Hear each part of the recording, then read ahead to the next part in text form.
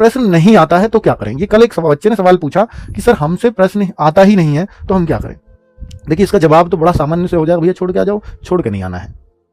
अगर कोई प्रश्न है, मान लीजिए हम 11वें प्रश्न पर पहुंचे और हमें ये दिखता है कि भाई इसमें ABCD मैं क्लियर, मुझे ये याद नहीं है, फिर भी ये प्रयास करना कि उस प्रश्न को पढ़ते हुए कि भाई मुझे याद तो नहीं है पर मैं ये देखूं, अगर इस प्रश्न को मैं थोड़ा समझने का प्रयास करूं तो कौन से ऑप्शन इसके बिल्कुल उत्तर नहीं हो सकते, कौन से ऑप्शन ऐसे होंगे जो इसके बिल्कुल उत्तर नहीं हो सकते। मान लेता हूं मैंने ऐसे 2 ऑप्शन छांट लिए, लेकिन 2 ऑप्शन में मैं अभी श्योर नहीं हूं, तो फिर आप जब भी तुक्का लगाए तो इन दोनों पे लगा दें। फिर क्योंकि जब भी तुक्का लगाना इन दोनों में आप श्योर नहीं तो किसी के पूछने का वेट मत करना, कहीं कोई कानूनी कार्यवाही आपके ऊपर ना हो जाए, क्योंकि भाई बहुत ज्यादा सख्ती से इस पेपर के लिए तैयारियां चल रही हैं, ठीक है। और उसमें साफ लिखा है कि अगर कोई पूछता पाछता भी पाया गया तो उसको परीक्षा से बाहर भेज दिया जाएगा। कार्यवाही तो पूछने पाछने पे नहीं होगी लेकिन परीक्षा रोक दी जाएगी, ऐसा भी लिखा हुआ है। तो इसलिए उस चक्कर में मत पड़ना, मत किसी का देखना ताका झांकी करना, क्योंकि उतना ही सब जानते हैं जितना आप जानते हैं, उससे ज्यादा कोई नहीं जानता।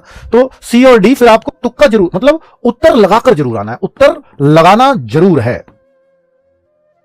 मतलब आपका 100 प्रश्न आएंगे तो 100 के 100 आपके टिक जरूर करके आने हैं। अगर आपने ये टिक नहीं किया फिर आपका नुकसान हो जाएगा, ठीक है। आप कहो सर ये तो मैं चलो ऐसा प्रयास करूंगा, पर कुछ क्वेश्चन तो ऐसे होंगे जिनमें बिल्कुल ही ब्लैंक होगा, जिनमें मुझे पता ही नहीं होगा, मैं चाहकर भी कोई भी ऑप्शन एलिमिनेट नहीं कर पा रहा अर्थात रिमूव नहीं कर पा रहा, तो मैं उस क्वेश्चन में क्या करूं। तो फिर मेरा उसमें सलाह है कि अगर आपके ऐसे मान लेता हूं कि 10 क्वेश्चन ऐसे हैं जिनका अता पता ही आपको कुछ भी नहीं है, तो फिर उस केस में आपको क्या करना है, उसमें तुक्का ऐसे मत लगाना। कुछ बच्चे लाइन लगा देते हैं, A अगले में B फिर C, देखो कितनी अच्छी लाइन बन रही है, ऐसे लगा देते हैं। भाई ये नहीं करना आपको ये करना है सारे ऑप्शंस देखना और उनमें एक काम कर लेना कि या तो 10 के 10 प्रश्न में A भर के आ जाना, या 10 के 10 में B भर के आ जाना, या 10 के 10 में C भर के आ जाना, या D भर के आ जाना। ये तय है कि उन 10 में से आपको कुछ भी नहीं मिलना था, ये तो आप तभी उन 10 प्रश्न को कह रहे हो। अगर उन 10 में से एक भी नहीं मिलना था और ये इसमें तय हो जाता है कि या तो आपके कम से कम 2 प्रश्न सही हो जाएंगे और 3, या 2 होंगे या 3 होंगे, इससे ज्यादा नहीं होंगे ना इससे कम होंगे, ठीक है।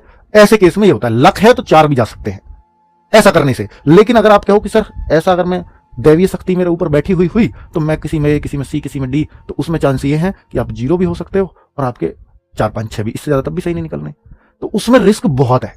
इसमें रिस्क बिल्कुल नहीं है अगर आप ऐसा उत्तर लगाते हो। तो ये मेरा आपको सुझाव है, अगर आप कोई भी ऑप्शन एलिमिनेट नहीं कर पा रहे तब ये चुनना। अगर आप किसी प्रश्न में एक कोई सा ऑप्शन एलिमिनेट कर पा रहे हैं, 3 में तुक्का लगाना, फिर 3 में से लगाना कुछ भी। समझ में आई बात? चलो।